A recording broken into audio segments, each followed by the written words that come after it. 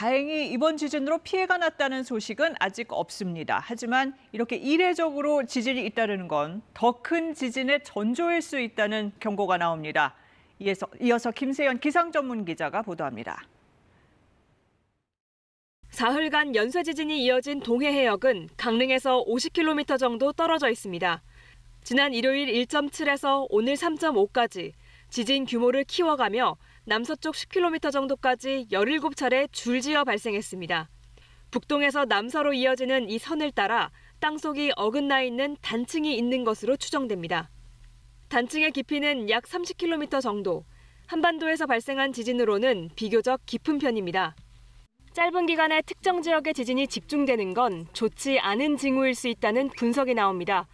반복되는 작은 지진으로 지진 에너지가 쌓이면 더 큰 지진으로 이어질 수 있기 때문입니다.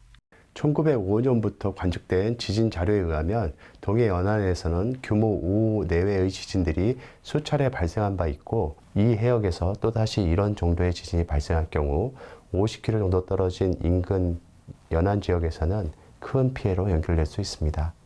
1930년대 강릉 앞바다에서 규모 5.4의 지진이 발생했고 2019년 규모 4.3 지진 때는 강원도의 창문이 흔들리는 진도 4의 흔들림이 전달됐습니다. 행정안전부가 지진 위기경보 관심 단계를 내린 건 바로 이 때문입니다. 그러나 2020년 전남 해남, 2019년 서해 백령도 인근 연쇄 지진처럼 크게 확대되지 않는 사례도 있습니다.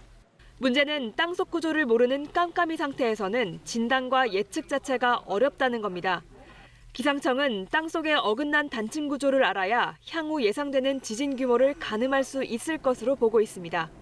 따라서 이상 징후를 보이는 지역의 지질 구조를 파악하는 것이 막연한 두려움을 해소하는 길이라고 전문가들은 강조합니다.